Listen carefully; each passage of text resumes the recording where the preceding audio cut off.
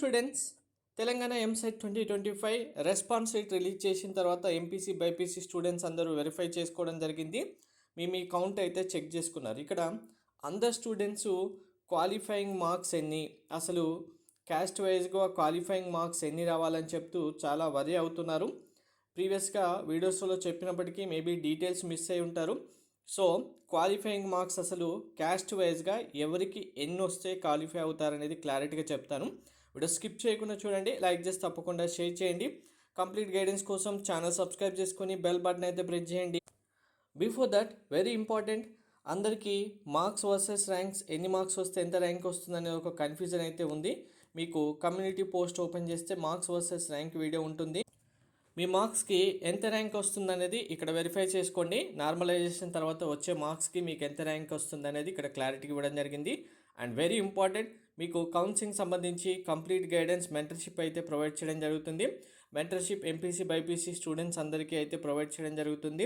Fee payment చేయడానికి UPI ID కూడా provide చేయడం జరిగింది. అలాగే మన మెంటర్షిప్లో జాయిన్ అయిన స్టూడెంట్స్ పేరెంట్స్ యొక్క రివ్యూ, వాళ్ళకు వచ్చిన top colleges seats VNR, CBIT, Vasavi, JNTH సంబంధించి ప్రీవియస్ ఇయర్స్లో 2024 సంబంధించి సీట్స్ వచ్చినవి, వాళ్ళతో డిస్కషన్ చేసినవి కంప్లీట్ స్క్రీన్ షాట్ కూడా మీకు అవైలబుల్గా ఉన్నాయి. ఒకసారి వెరిఫై చేసి వెంటనే మెంటర్షిప్లో జాయిన్ అయిపోండి.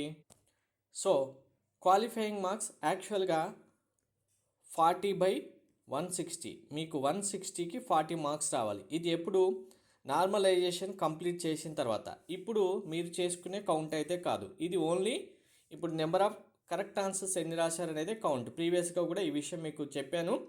ఇక్కడ మరి అసలు ఓసీ, ఈడబ్ల్యూఎస్, బీసీలో ఏబిసిడి కేటగిరీ స్టూడెంట్స్కి క్వాలిఫైయింగ్ మార్క్స్ ఎన్ని రావాలి, ఎస్సీ ఎస్టీ కేటగిరీ స్టూడెంట్స్కి ఎన్ని రావాలి క్లారిటీగా చూడండి.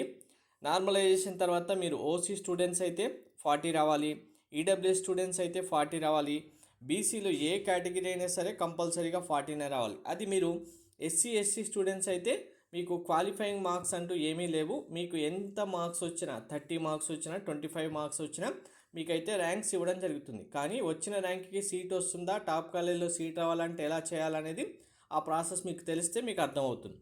సో ఇక్కడ ఈ 40 మార్క్స్ అనేవి మీకు నార్మలైజేషన్ చేసినప్పుడు డెసిమల్ పాయింట్లలో మీకు ర్యాంక్స్ మార్క్స్ అనేవి వస్తాయి.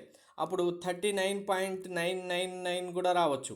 అలా వచ్చినప్పుడు మరి క్వాలిఫై చేస్తారా, 99 కదా అంటే లేదు, కంపల్సరీగా 40 దాటాలి, 40.01 అయినా ఉండాలి మీకు. అప్పుడే మీకు క్వాలిఫైయింగ్ మార్క్స్ అనేవి రావడం జరుగుతుంది.